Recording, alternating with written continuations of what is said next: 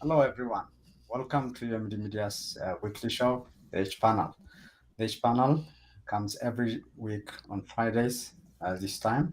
And today we'll be talking about fact checking Abiy Ahmed's Ethiopia, the Parliament Q&A. So we are basing today's H Panel discussion on what happened this week in terms of the Parliament question and answer period. But we start as always with the what stood out for each of the panelists. Today, it's my great pleasure to have back Yosef Gabrahewat and Professor Ezekiel Gabisa back. And let's start with what stood out for each one of you. So, Yosef, what stood out for you this week? All right. Uh, well, there has been, if you have observed these last few days, there has been a particular, you call it information, new or news about 11 Eritrean spies that have been killed or that has been assassinated. Most of them in Addis Ababa, and I believe one of them outside of Addis Ababa. And there has been a lot of talk. I don't think it's a made-up story, given that they have come out with their names and they sound very Eritrean. The names, especially when it comes to with the Hamid, with Gorgoro, Dogoro, and things like that. So I'm sure people will start identifying these people. So the question is, uh, who is killing them? What does the government say about this? And why is the Eritrean government not responding? Uh, of course, this is a big deal because all of them are supposed to be Eritrean spies that have been working relentlessly of course, against Tigrayans. Many of them have been identified as having been working, in assassination of Tigrayans, especially in prisons. And there are also people who have made themselves rich by blackmailing Tigrayan businessmen. And I'm also not sure, but probably they have also been working as black marketers in the foreign exchange market. And the question that people have been asking was who is behind their killing. And the best report that we have got, at least coherent one, I'm not sure whether it's exactly true or not, is from Kasa Haile Mariam. And he believes that there are three people behind them. I think it's called Tamasgan Turna. And then there is another one. I don't know if the Malako Fenta, Ngdaw Ababaw, and Kifle. Uh, and Kifle Ismail. uh, Ismail Alam. These are the three. Yeah, these are the three people that are believed to be behind their killings, and these have been working very closely with these spies. That's what makes it uh, curious, because one theory is that uh, if and all of them are from the Amhara officials who are now uh, allied with the Abiy government. And they are not on the side of the Fanos, but on the side of the PP. And hence, people are speculating that what it could be is that they are covering their crimes, because they have been doing it together with these people, and these people have to go. It's almost like the mafia way. Um, there is a similar example that I want to bring on the Eritrean case. The government works on the similar. It has similar modus operandi when it comes to doing this mafia work. I remember, I'm not sure exactly the year, maybe about 10 years ago, there was a guard, an Eritrean, who was uh, was working as a guard in a maximum security prison called Ara'aro in Eritrea. It's found between Asmara and Massawa.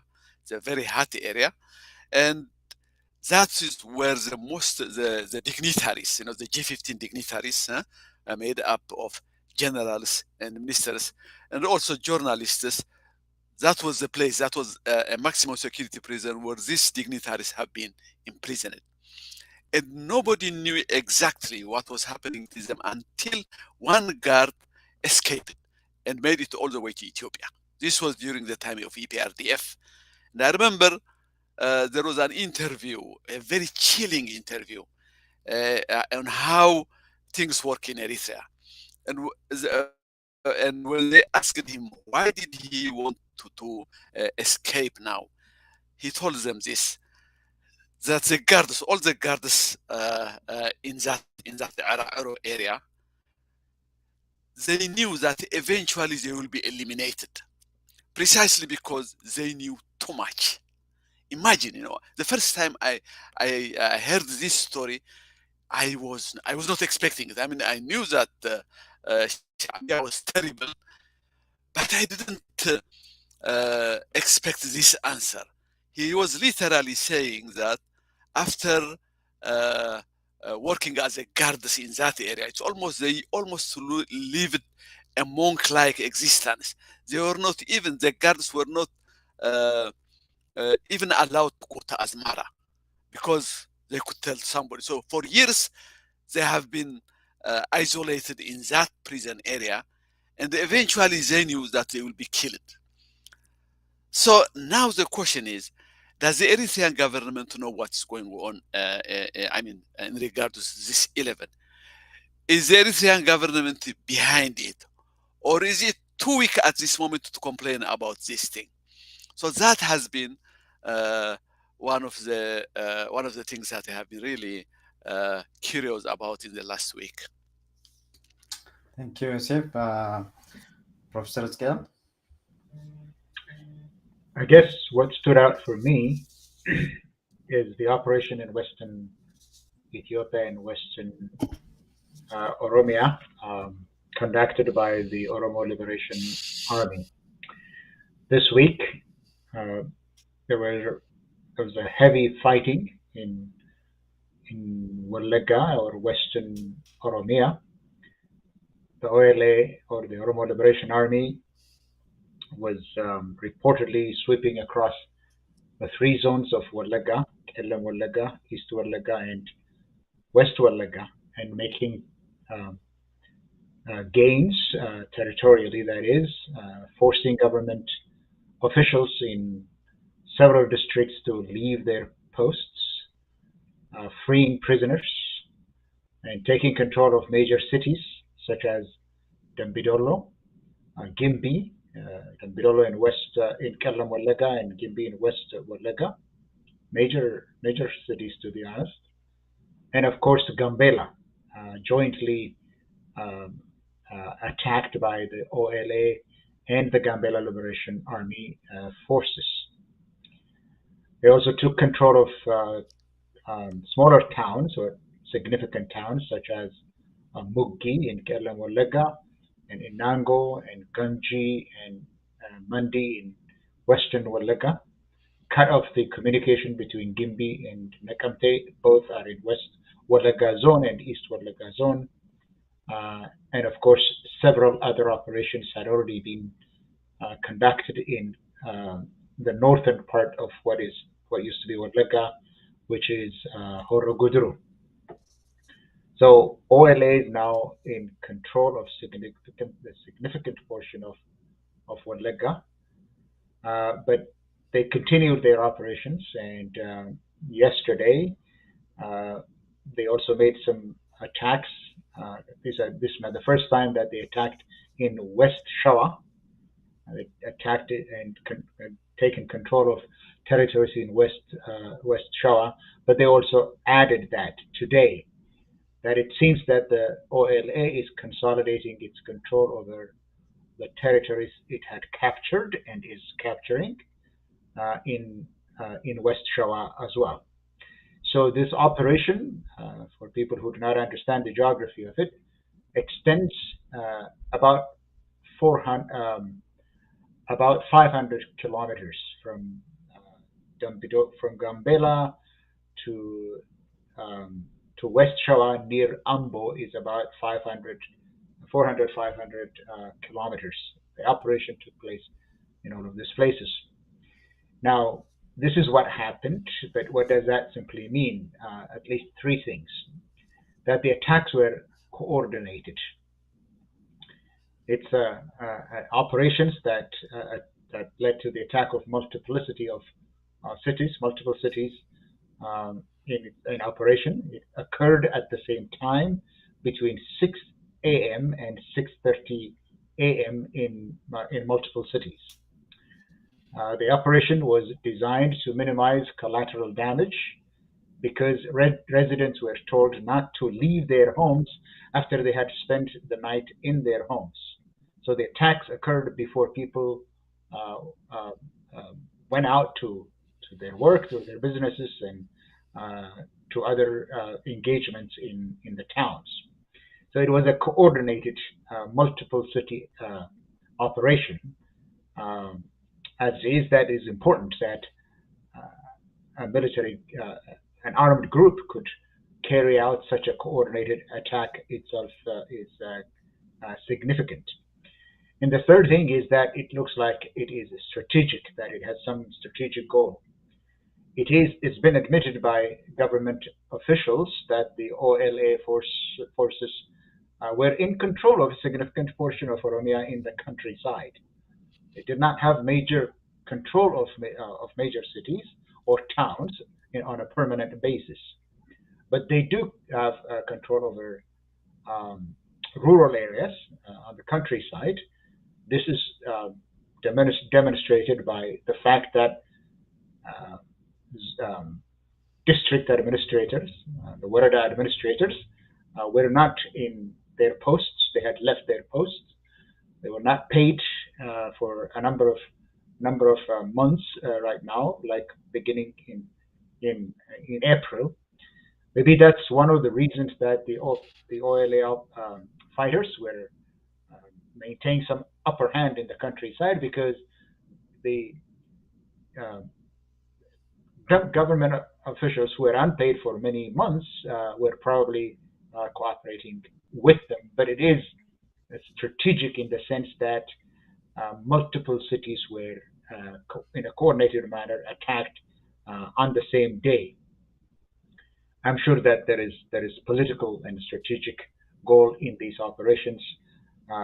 That's the second significant thing about it. The third is that it's a demonstration of capacity, that the OLA could at the same time launch multiple operations over a large swath of land extending over 500 kilometers.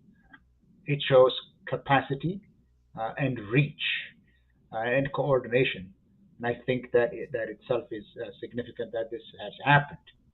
Overall, the OLA operation in Western Ethiopia has refuted the announcement made by the Oromia government a couple of days ago at the conclusion of what was ostensibly a month-long operation to eliminate once and for all, and this is the terms used by the Oromia government, to eliminate the OLA, the terrorist OLA, as they say, once and for all in a month-old operation, or a month-long operation. The government, the regional government, the Oromia regional government announced that month-long operation had been concluded with great success, killing many OLA operators or fighters, and putting out of operation the equipment that they were using. Now, this operation, conducted as it was in a coordinated manner in multiple cities with significant capacity and reach, also put the lie to the Prime Minister's claim, who at the same time these were occurring was in Parliament making claims that the operation against the Oromo Liberation Army had been great success, had killed thousands of them.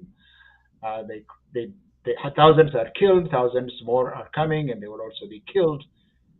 Almost at the same time that he was making these claims, the significant and highly coordinated attack was occurring.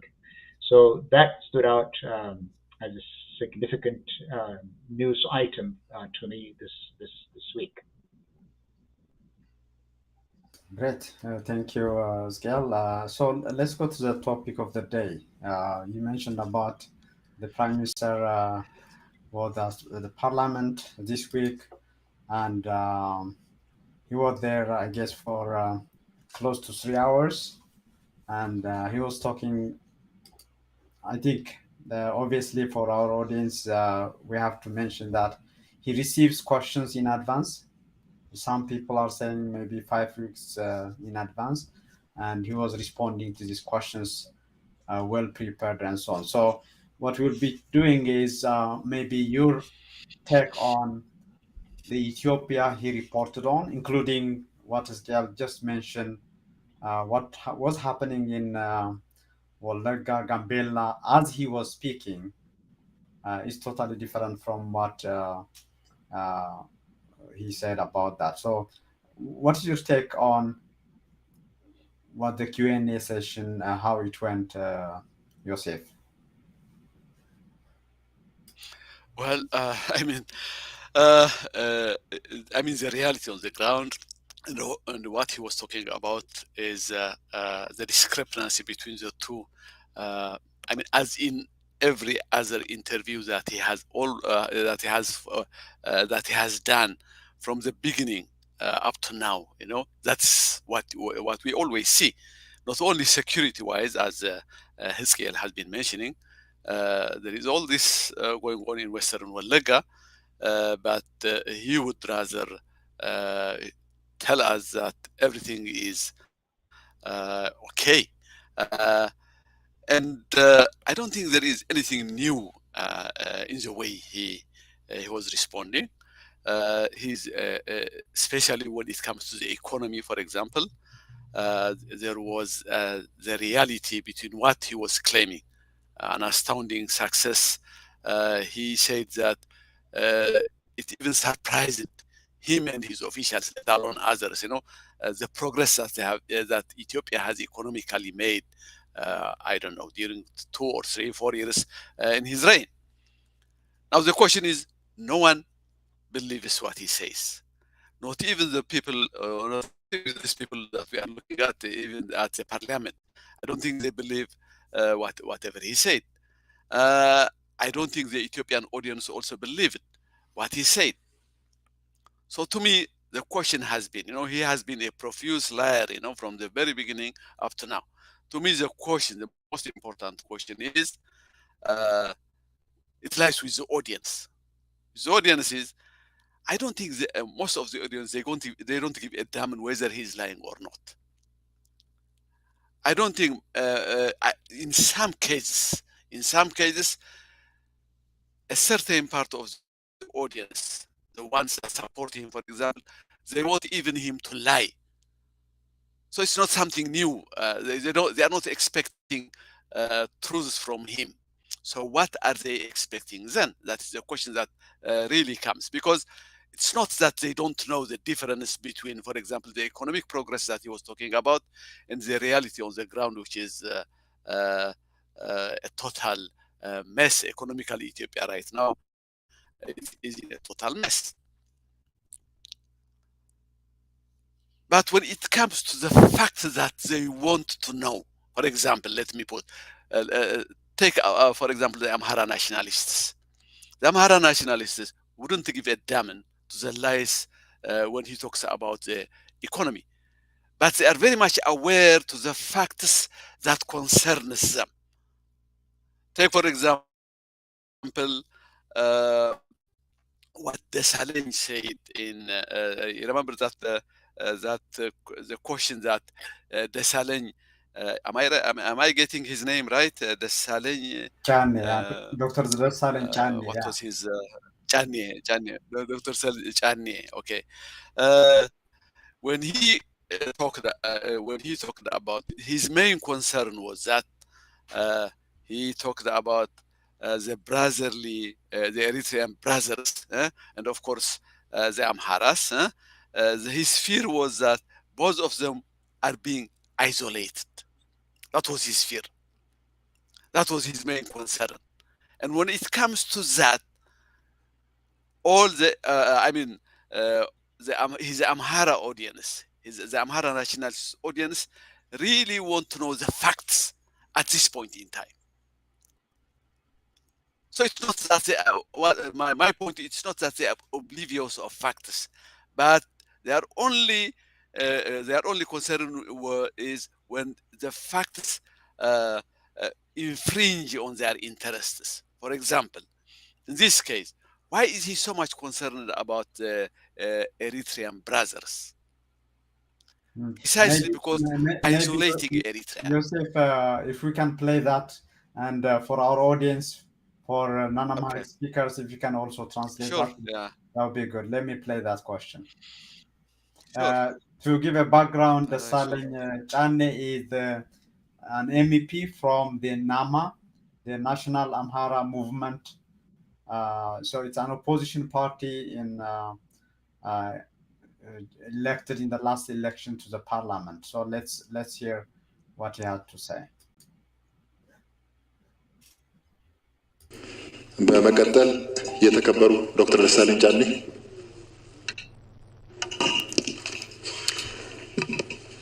አመሰግናለሁ። የተከበሩ አፈ ጉባኤ፣ ክቡር ጠቅላይ ሚኒስትርንም ለጥያቄዎቻችን መልስ ሊሰጡ ስለተገኙ አመሰግናለሁ።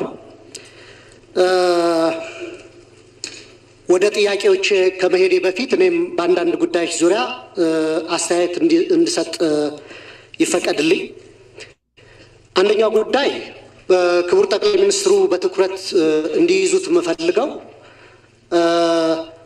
ከኢትዮጵያ ሕዝብ ተደብቆ ከአሸባሪው ትህነግ ጋር ድርድር መንግስት እያደረገ እንደሆነ ዓለም አቀፍ የተቋማትና የዲፕሎማቲክ ማህበረሰቡ እየገለጸ እንደሆነ በሚዲያ ተዘግቧልና ድርድር እየተካሄደ ከሆነ ቢያንስ ይህ ፓርላማ ሊያውቀው ይገባል ብዬ እሱን ማሳሰብና የአማራ ሕዝብም ሆነ የኤርትራ ወንድሞቻችን በዚህ ጦርነት ውስጥ በቀጥታም ሆነ በተዘዋዋሪ ተሳታፊ ስለነበሩ ይሄ ድርድር ኤርትራንም ሆነ አማራን ያገለለ እንዳይሆን ማሳሰብ ፈልጋለሁ።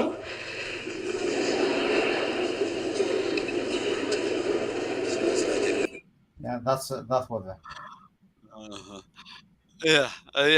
Okay, so what he's saying is that he wants to remind he's not letting my point is he's not letting Abiy scot-free when it comes to this case.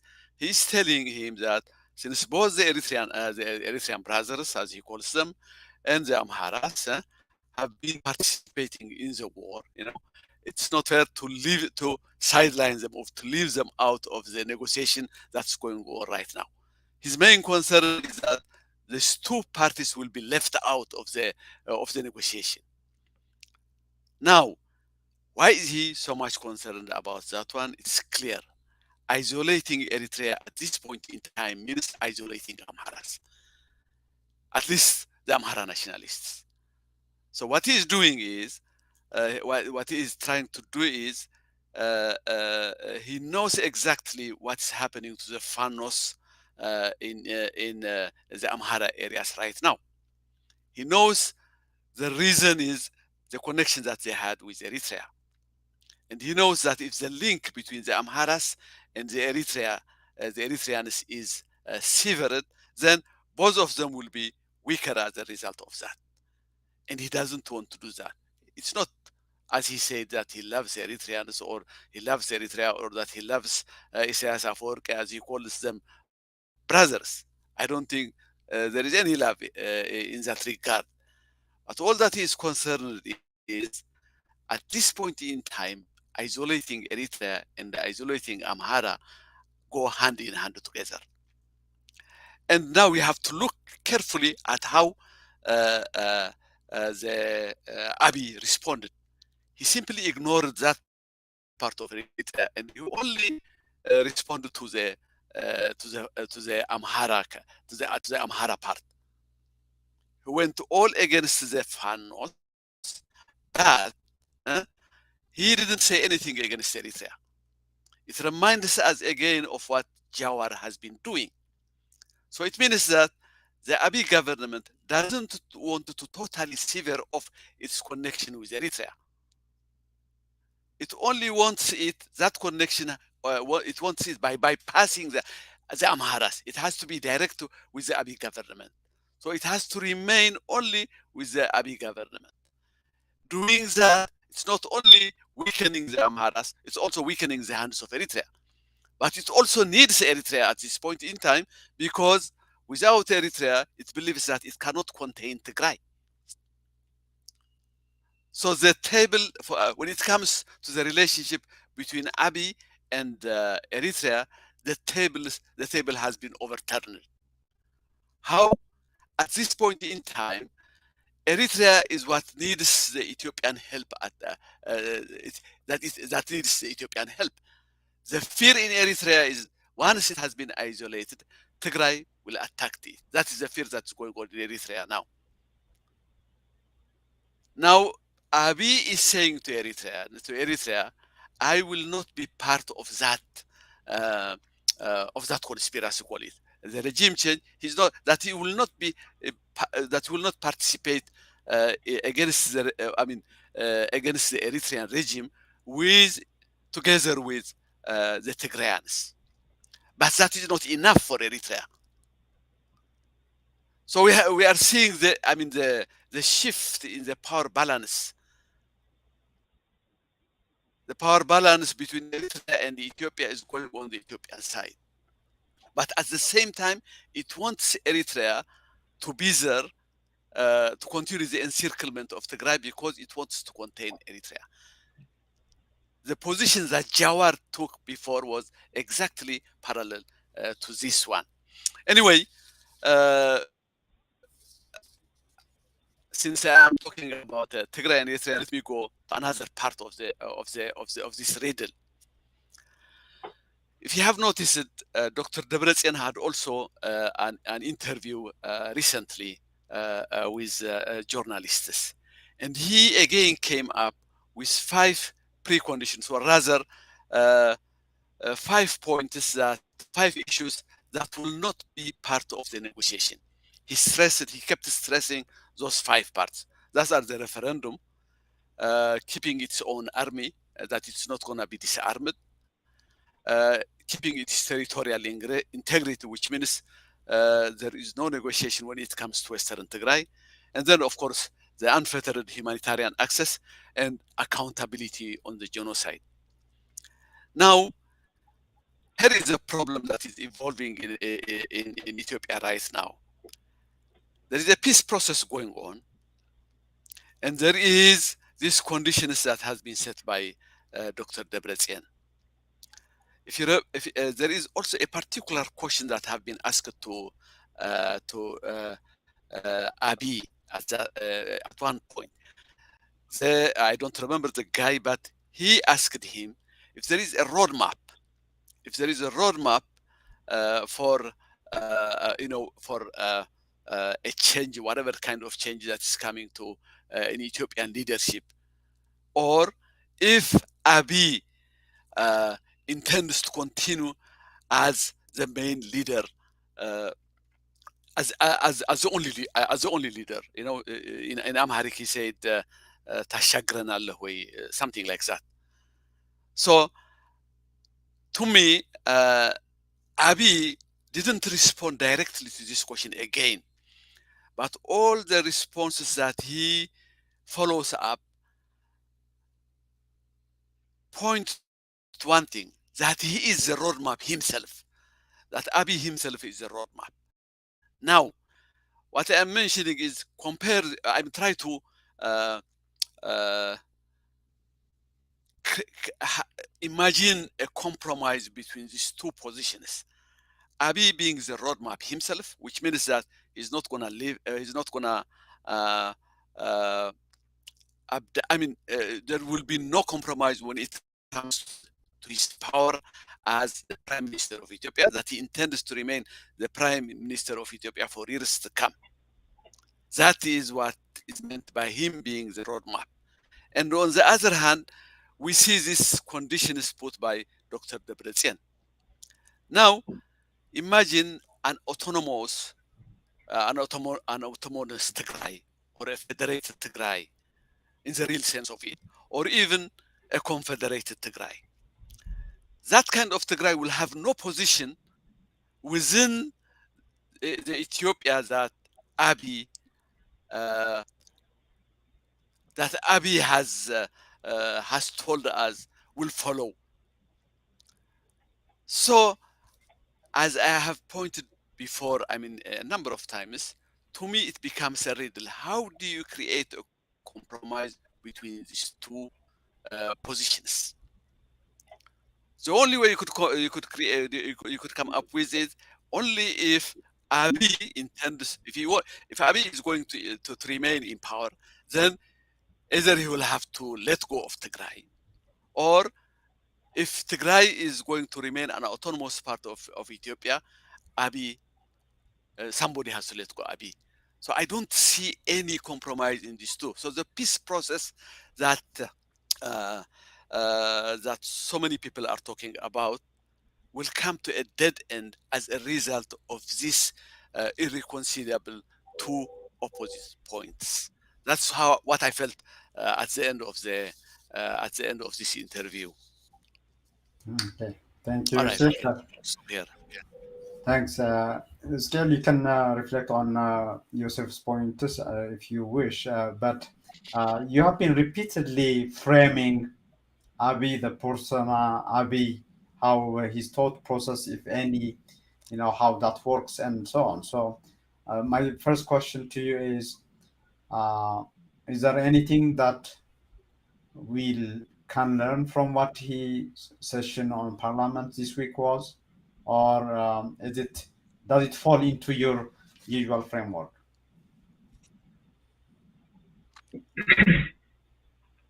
Yeah, the point of discussing Abiy's, I don't know, question and answer, speech, rant, diatribe, which one it is, I cannot tell, but whatever it is. What we're trying to do here is not simply to react to his remarks, but trying to compare Ethiopia that Abiy presents and Ethiopia in reality. And as Yosef actually started his analysis of it by saying, yes, there is Ethiopia that Abiy represents in his speeches, and there is also the reality of Ethiopia, but the gap between the two is ginormous. That's the point. That is to try to show the difference between Ethiopia according to Abiy and Ethiopia according to the reality on the ground. As you said, it's like 3 hours that he spent talking, and there is a reason why his diatribe, his rant goes on and on and on endlessly. You could even see the parliamentarians getting really tired, disinterested, dozing off, scratching their heads, moving from left to right. You can see it. You can see even the parliamentarians, the club of sycophants of Abiy, were unimpressed by his performance. You can see that with their bad body language. But because it's 3 hours, I want to take all of this in parts. And first, I will just talk about the context, and then we will talk about other issues later on as we exchange ideas. Now, Yosef looked at one of the aspects of what Abiy wanted to accomplish. By the way, I do not think any of the questions that were posed to him, that were put to him, were spontaneous. These are not spontaneous questions. These are questions that were planted by the Prime Minister's office. They were assigned to specific people whether they liked it or not. They were assigned to them, and these are questions that Abiy wanted to address. By addressing them, he wanted to refute some developments or rumors that were going around. He also wanted to make some announcements in his question and answer, but it was not spontaneous. They're all, including the one that Joseph identified and spent some time analyzing. These were not spontaneous questions. None of them were. This does not happen in Ethiopian parliament. It did not happen in other parliaments, previous parliaments of this era, and it doesn't happen under Abiy in particular. That doesn't happen. So all of these questions are questions that the Prime Minister's office sent to parliamentarians, and the questions that Abiy himself approved and wanted to use them to answer or to speak to the issues that concern him. So that is the overall context. The second is the context that he himself painted. He began by excoriating the parliamentarians, saying them, yes, there are questions about government performance or lack of performance on certain issues, but you don't understand. You don't understand. He started by saying that. So let me paint the whole context for you. You parliamentarians, you just ask questions, but you don't pay attention to the context. Let me do that for you. The first context is, look where we are. In the last 4 years, we have been confronted by major problems. The corona pandemic, locusts, drought, famine. These were all man-made problems that his government faced. But you parliamentarians, you don't understand. Second, the parliamentarians, and through the parliamentarians, the Ethiopian people, you don't understand. I work day and night. He says that. These are all, that I work day and night are all intermingled or strategically inserted in all of his speeches, that he works so hard. It's that people do not understand. He says that. The others are, those are naturally caused problems that his government faced. Number two, he said there were man-made problems like war. And he said, this is not an ordinary war. This is a war to destroy and dismantle Ethiopia, to cause it to go extinct. It was a major war that his government confronted. And if you did not know Ethiopia, someone would think that maybe 3 or 4 major countries went to war with Ethiopia, the way he speaks about the war. It says it was an existential threat to Ethiopia. And you would wonder, is this about the war in Tigray that he's talking about?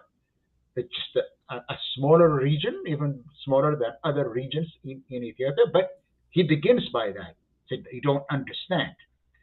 He then talks about external pressure.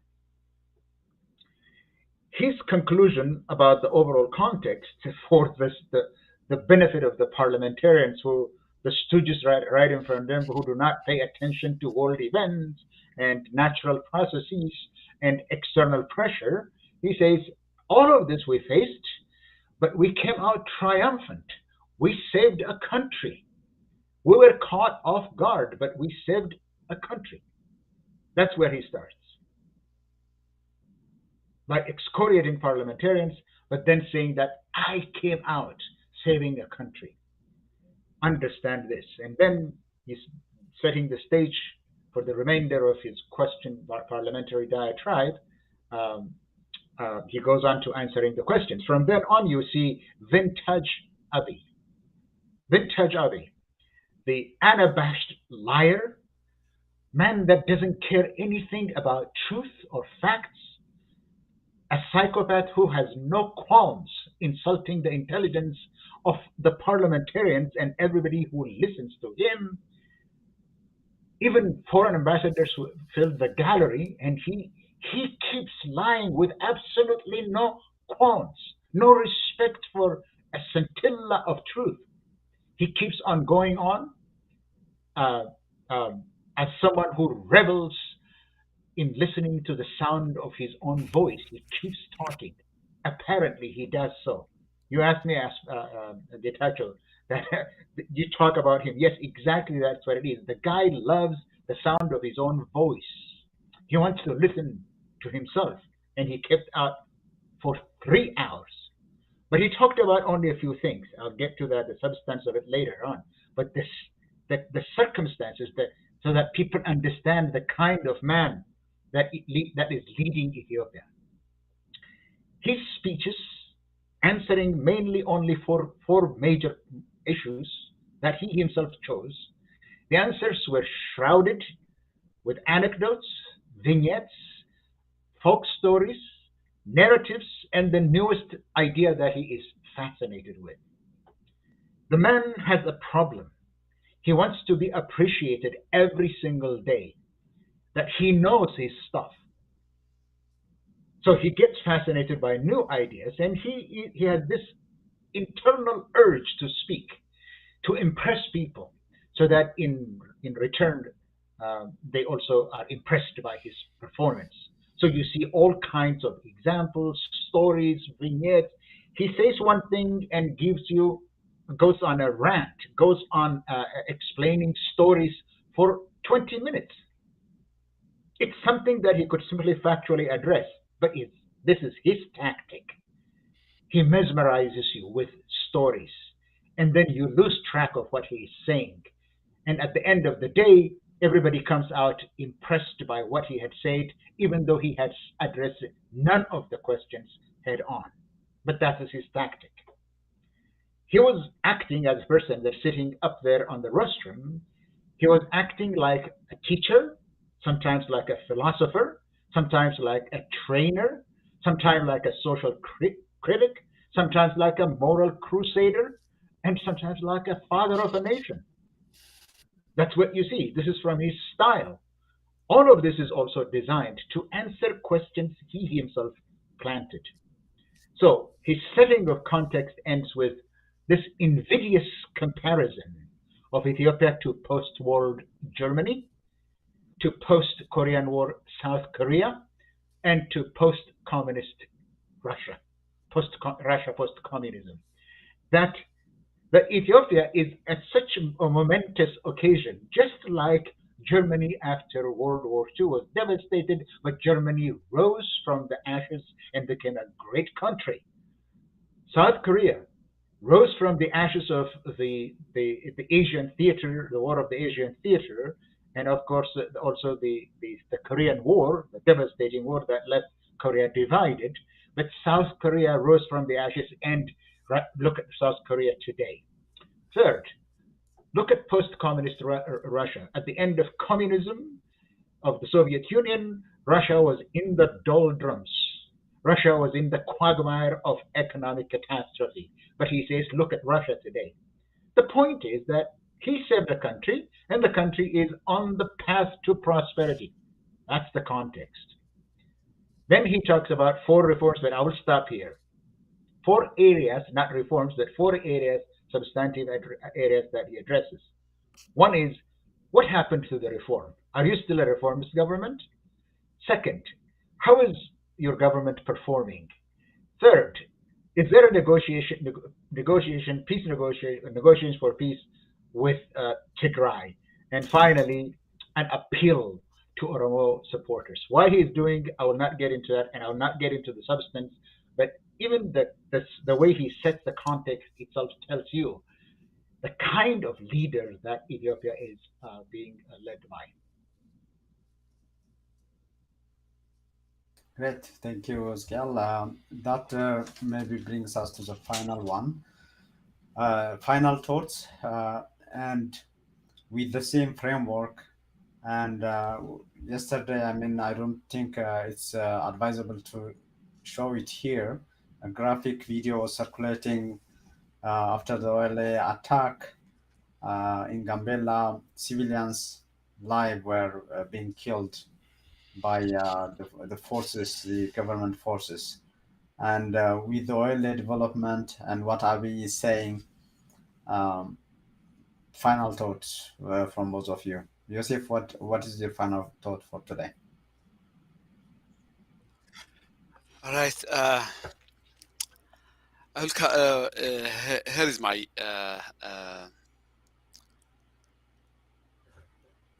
from the way, for example, Hizkiel has painted the profile of Abiy. What we can learn is this is not a man who wants to compromise in any way possible when it comes to his position as Prime Minister of Ethiopia. I mean, that to me is the most important point that we have to remember. He will never compromise when it comes, because that's exactly what he's striving for. Everything that he does points to that point. That's why I keep coming back to that negotiation for peace that's going on right now in the region. Here we have this man, and for some odd reason, the Western world or the United States believes that somehow some kind of a compromise could come out as a result of this negotiation for peace. And the least that Tigray will demand out of this negotiation is that it remains a region with agency. And from what we have seen from his speech and from his former speech also, this is not a man that allows any killil with agency in his power as the Prime Minister of Ethiopia. He will never allow that. It goes against his character to do that. So that's why I'm very pessimistic when it comes to the negotiation that's going on right now. Having said that, there is some hope that the solution might come out that come from a different perspective, from a different area, and that is in regard to the Eritrea.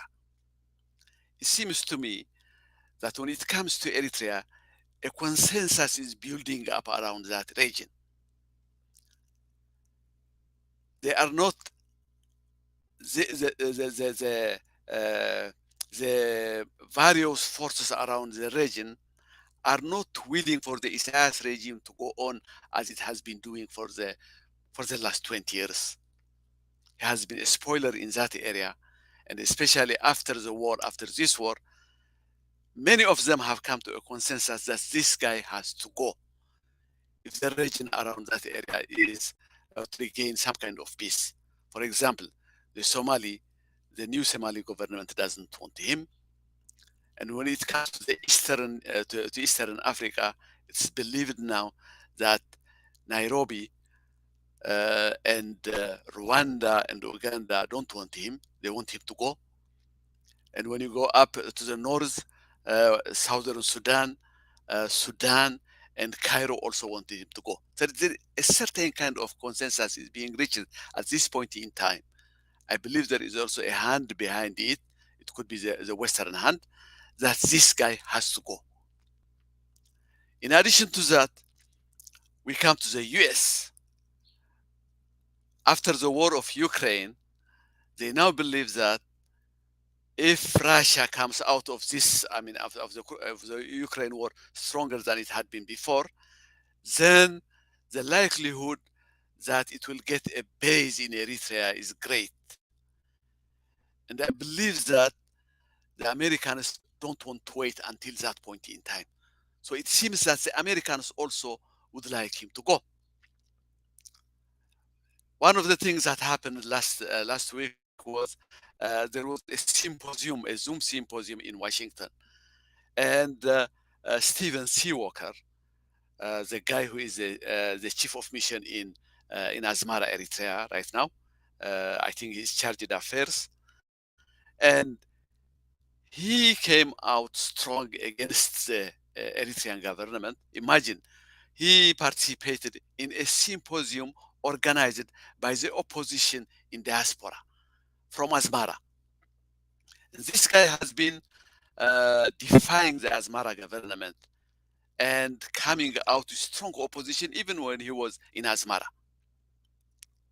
So it seems that the U.S. is fed up with Isaiah's regime, and then again Tigray also seems to have been fed up. It knows that it realizes now that unless the Isaiah's regime is gone, Tigray will be in an existential crisis. So the third force is Tigray itself. The fear now in Eritrea is that Tigray will attack. It almost has reached that fear has reached at a paranoid level throughout Eritrea right now. Almost the entire population, even old men, 65, 70 years old, have been recalled, and all of them are being sent in the trenches bordering Tigray. In addition to that, a force, opposition forces here outside of Eritrea, in diaspora, in Tigray, and in Sudan, they are also very hopeful at this point in time that at least at this time there is a great hope that the Isaiah's regime will be gone. I think that would be probably, if that happens, we will find a solution, a better solution than the negotiation for peace that's going on right now. So I will stop at this point. Okay, thank you. Thank you, Yosef. And I think they are addressing the Eritrean element would significantly lead into something positive in Ethiopia and Tigray and so on, I believe. Asgel, final thoughts for the day? Yeah, I guess I'll just go back to the issue of Abiy's Ethiopia, or the Ethiopia that Abiy painted on the national canvas in Parliament, and then I will conclude by going back to the same place, that whether this guy wants to leave the prime minister's office sooner or later, as long as he is in the prime minister's office, peace cannot be achieved, economic progress cannot be achieved, good governance cannot be achieved. And these are the three issues that he raised. Now, one of the issues that he wanted to address is the issue of reform. I don't know why he wanted to address it, but maybe he is concerned about it. He's concerned that people have now begun to believe that the reform effort that started 4 years ago, the reformist mantra that his government had has started to fade away. But he had to reclaim it. But what he presented as a continuation of the reform promise has absolutely nothing to do with reform. They were all everything about any government could do. But in his case, the difference is that he's citing infrastructure expansion, school and health clinic and construction, and telecommunication expansion. These are what any governments do. That's what they do. I mean, that's what they can take credit for if they are directly involved in the funding, planning, and executing the plan. Second, he was so contemptuous of his listeners and his countrymen that he said, "We built the first library of its kind in Africa. One library, a single library in Addis Ababa, for God's sakes." He said a botanical garden was in the process of being built, and a museum of mineral resources of Ethiopia is being built. That's prosperity. That's prosperity according to the Prosperity Party. That is, if you have a very nice library, a good looking library in Addis Ababa, one in Addis Ababa, that's the beginning of Bilsigana, or prosperity everywhere. That's what he was saying. But he's again excoriating his own listeners, saying that you don't see that. You don't see the library that we built. You didn't see the botanical garden that we built, the first of its kind in Ethiopia. And you didn't see the mineral museum of mineral resources that they built. or they're in talks with the Boeing company to install what is it? A simulator, to install a simulator to teach every Ethiopian kid how to fly a helicopter. And everybody believes this. Now everybody believes that. What Ethiopia would do with millions of helicopter pilots, I have no idea, but that's what he said. This is the difference that he painted. But then when he gets to the real substance, he said he suggested that they're working for peace. His party identified peace as a main challenge, and they're working for peace. But everything that you hear from him shows that there is absolutely no peace anywhere in any inch of the country. He says in Oromia, in Amhara, and Benishangul, there are significant operations in Oromia, in Amhara, in Addis Ababa, and Benishangul, and he declared that the people in all of this area are happy. They are happy. They completed the operation. They conducted a survey, and the survey found out that the people are happy. Yeah, this is the same area. This is the same area of Western Ethiopia that I was talking about at the beginning of this show, where civil war is raging. The people are reporting they are happy. That's Ethiopia according to Abiy Ahmed. Inflation he raised as a big problem, or economic problems, and inflation in particular as a problem. What he said was basically nothing could be done about it. His response was that we have done all those good things, and he transitioned from the good things that he talked about, transition to inflation, and said that your inflation, or Ethiopia's inflation, talking to Ethiopians, your inflation is the lowest in the world. But you don't pay attention to that. Venezuela has 1,178% inflation. Syria has 345% inflation. Somebody else's has 200% inflation. Ethiopia has 33. Are you complaining about this? Are you complaining about this? We held it down to 33%. Well, that's the government's number anyways. 30-something percent, and you're complaining about this? That's his answer, that there is nothing we could do about inflation or economic meltdown that the country is suffering. He talked about good governance, and he talked about corruption. He talked about corruption that he let about 5,000 operatives, party operatives or officials go. They let them go because of corruption. But not a single one is a big fish. Not a single one. We don't know their names.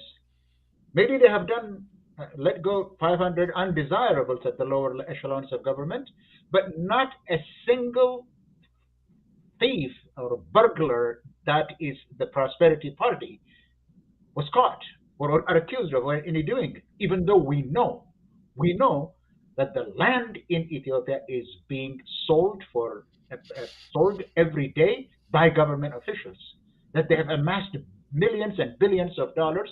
They have front companies, government officials have front companies.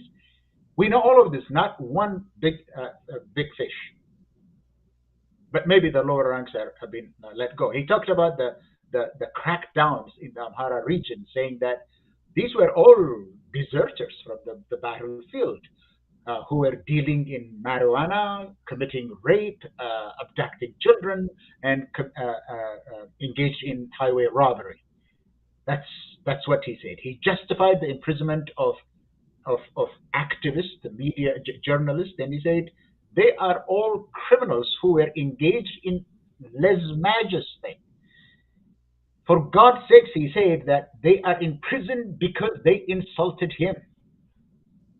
I did not make it up. He said that they have no right insulting me as a person.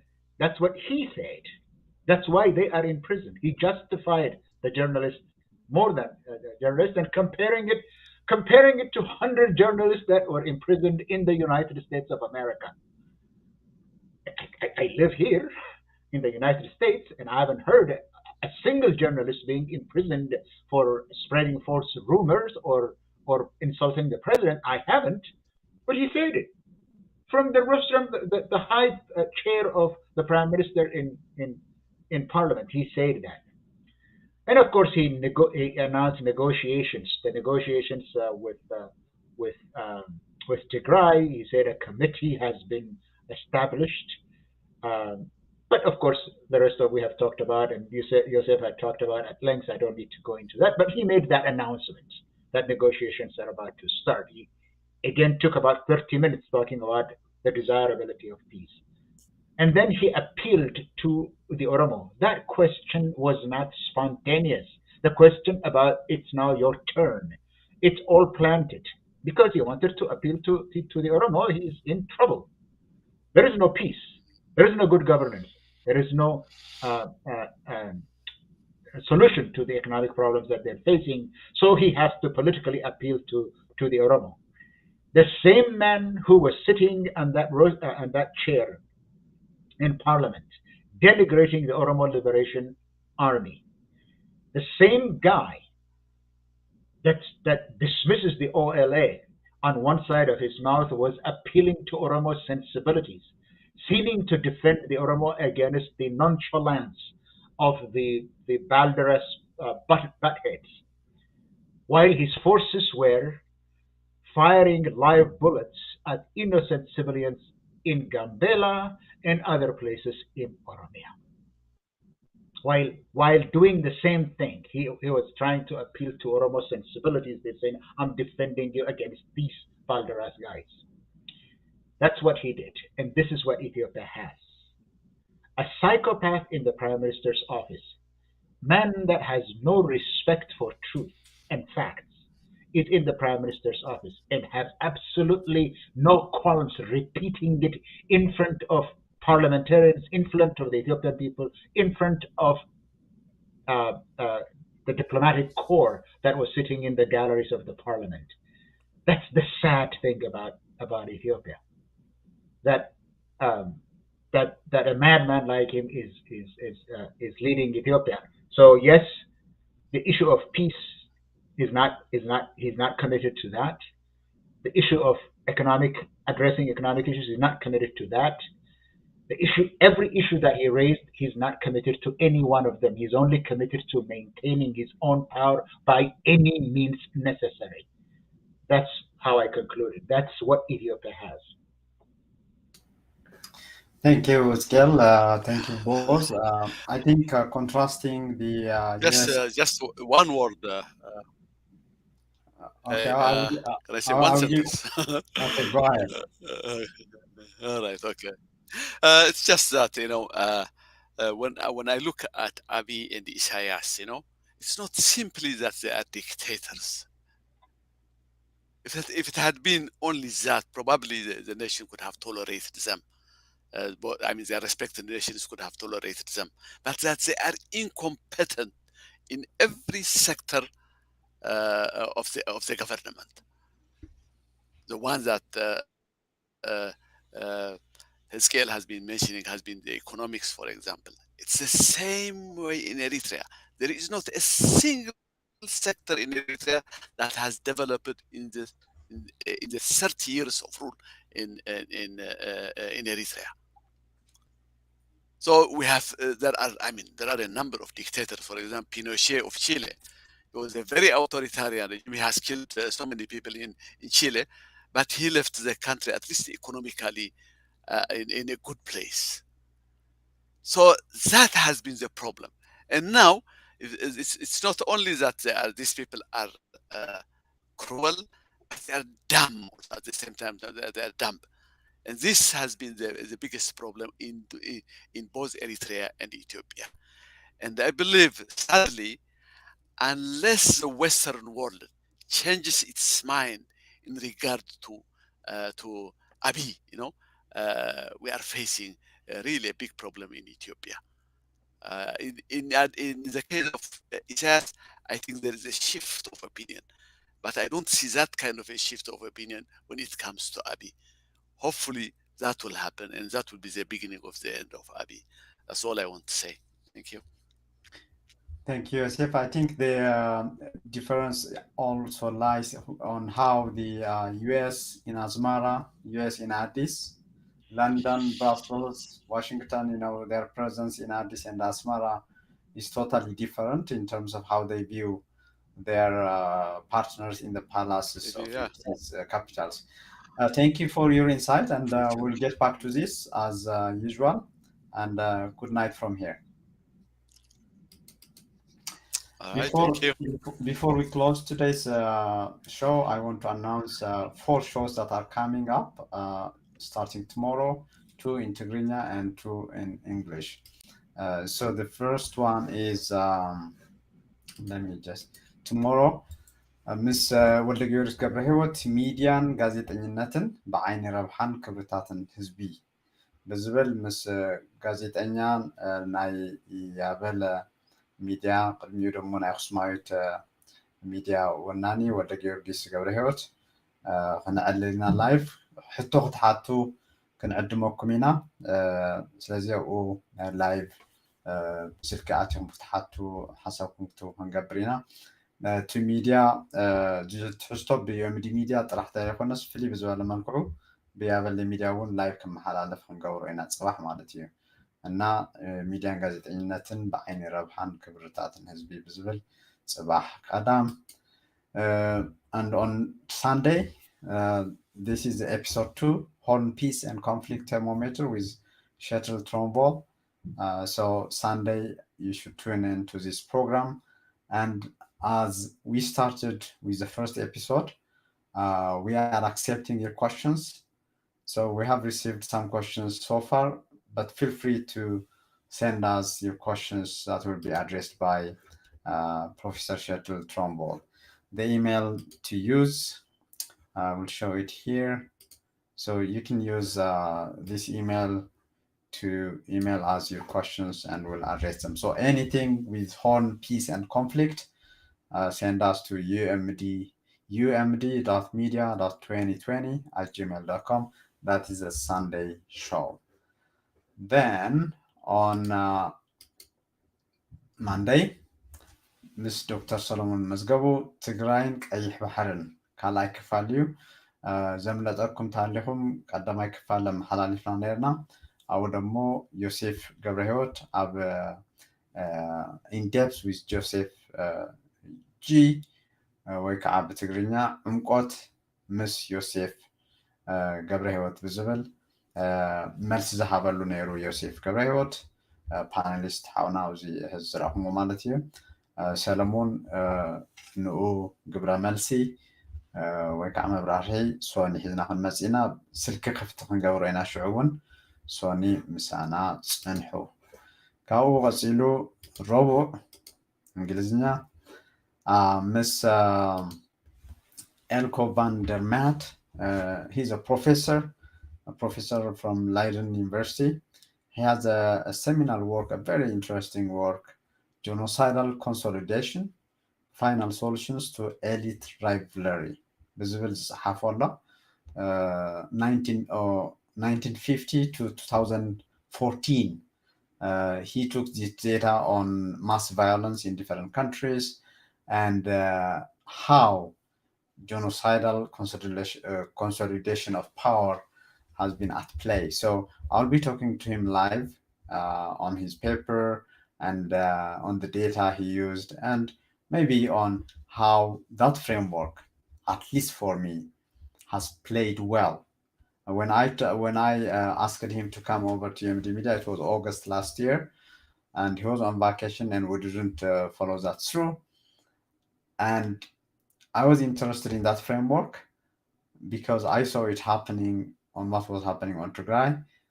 Then, even after August, everything in my readings that happened, that played out, was according to his framework. So I'll be talking to him on that framework and his theory and the data he used and so on. So that is one stay with van der Maat. Professor van der Maat would be here on UMD Media. That was the show for today. Thanks for tuning in. Please share, subscribe, like, so that many viewers can access our materials, and have a good weekend.